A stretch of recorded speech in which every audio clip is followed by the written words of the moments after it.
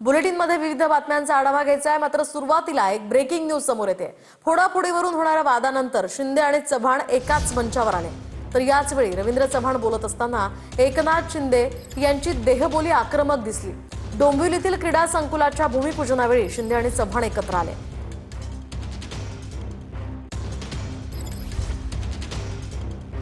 तर आपण पाहतोय या ठिकाणी एकनाथ शिंदे आणि रवींद्र चव्हाण एकमेकांशी गप्पा करतात, मात्र या ठिकाणी एकनाथ शिंदेंची ही देहबोली काहीशी आक्रमक पाहायला मिळते। उदय सामंत सुद्धा त्यांच्या सोबत आहेत। काही दिवसांपूर्वी खरं तर शिंदेंच्या शिवसेनेत आणि भाजपमध्ये पक्षप्रवेशांवरून वाद झाले होते।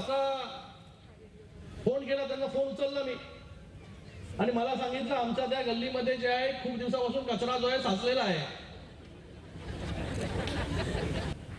डोंबिवलीमध्ये आपले पंढरी पाटील यांच्या गांधीनगरमध्ये ते आजोबा राहतात। तर दुसरीकडे आपण पाहतोय शिंदेनंतर रवींद्र चव्हाणांनी श्रीकांत शिंदेंशी सुद्धा चर्चा केली आहे, मात्र या दृश्यांमध्ये हे दोन्ही नेते हसत गप्पा मारताना पाहायला मिळत आहेत। त्यामुळे आता महायुतीमध्ये सगळं काही आलबेल का अशी ही चर्चा सुरू झाली आहे। एकीकडे युती तुटण्याच्या भाषेपर्यंत गेलेला हा वाद आता अशा प्रकारे सलोख्यानं असल्याचं पाहायला मिळत आहे। रवींद्र चव्हाण यांनी एकनाथ शिंदे आणि श्रीकांत शिंदे या दोघांशी बातचीत केल्याचं या दृश्यांमधून दिसतंय।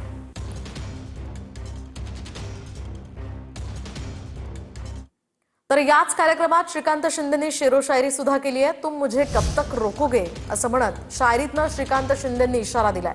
माझ्यासाठी खड्डे खोदलेल्यांचं काय झालं हे सर्वांनी पाहिलं असंही श्रीकांत शिंदे म्हणाले। रवींद्र चव्हाणांसमोरच त्यांनी हे वक्तव्य केलंय।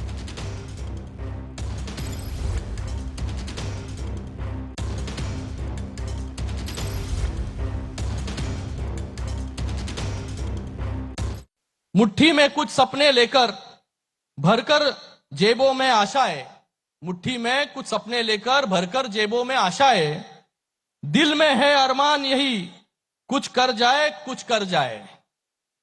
सूरज सा तेज नहीं मुझ में, लेकिन दीपक सा जलता देखोगे। अपनी हद रोशन करने से तुम मुझको कब तक रोकोगे। खूप जे आहे खड्डे खोदायचं काम केलं, पण कधीच जे आहे खड्ड्यामध्ये जे आहे पडायचं काम जे आहे डॉक्टर श्रीकांत ज्यांनी खड्डे खोदले त्यांचं काय झालंय तुम्ही बघितलं।